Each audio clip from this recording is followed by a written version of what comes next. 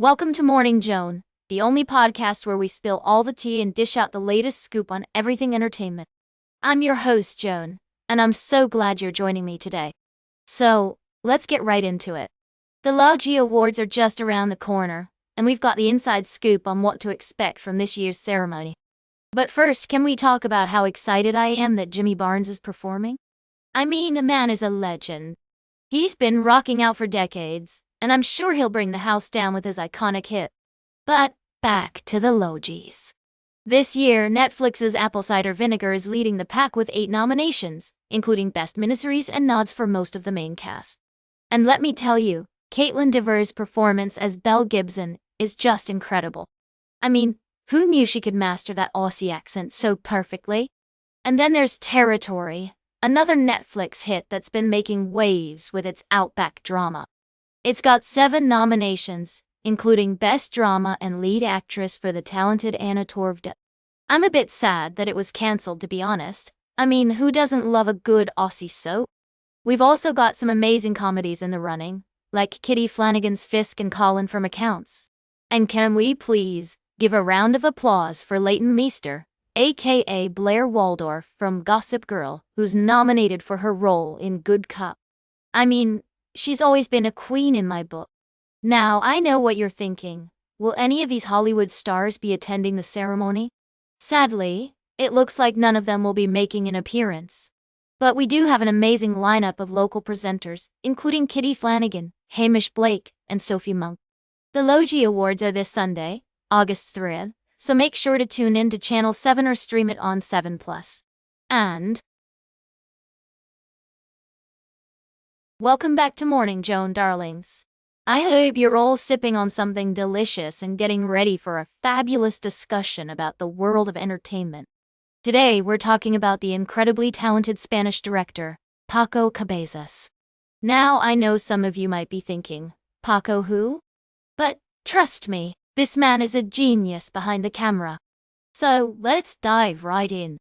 Paco Cabezas has been making waves in the film and television industry with his dark, violent, and utterly captivating storytelling style. From his breakthrough film, Neon Flesh, to his work on popular TV shows like Penny Dreadful and The Umbrella Academy, Cabezas has proven himself to be a master of his craft.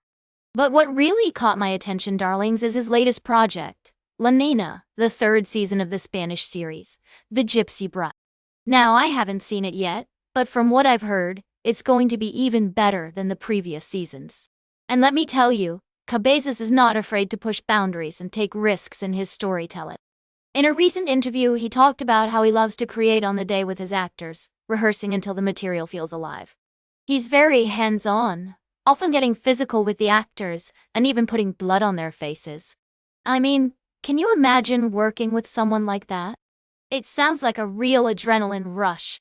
But what I find really fascinating about Cabezas is his commitment to staying true to his vision.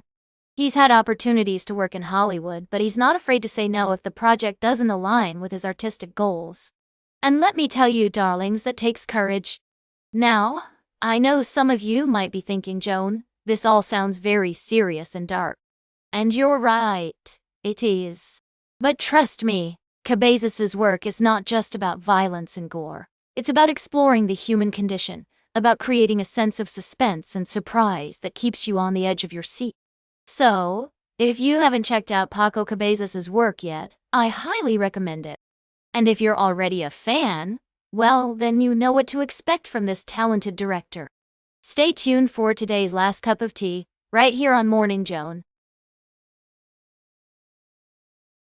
Welcome back to Morning Joan, dear listeners. We're wrapping up today's show with a juicy scoop from the world of entertainment. You might have seen some viral videos circulating online featuring none other than Justin Timberlake's lackluster performances on his Forget Tomorrow World Tour. Well, it turns out there's more to the story than just a tired pop star. According to JT himself, he's been battling a health issue that's left him feeling fatigued and in pain, and that issue is none other than Lyme disease. In an Instagram post, Timberlake revealed that he was diagnosed with the condition and had to decide whether to stop touring or push through the pain. And, being the trooper that he is, he chose to keep on performing. Now, I know some of you might be thinking, But Joan, why didn't he just cancel the tour? Well, let's be real, folks. The show must go on, and when you're a superstar like Justin Timberlake, you've got a lot of people counting on you, not to mention a lot of money invested in those shows. It's been a tough year for JT, with cancelled concerts, DIY arrests, and stage malfunctions galore. But despite all the drama, he's still managed to bring joy to his fans and put on an incredible show. And who knows, maybe this will be his last tour, but what a way to go out, right? So there you have it, folks, the tea on Justin Timberlake's health struggles and his decision to keep on performing despite the challenges. It's a reminder that even our favorite celebrities are human beings with real-life problems, and we should all be sending them lots of love and positive vibes. That's all for today's Morning Joan. Remember to like, share, and subscribe, and until next time, stay fabulous.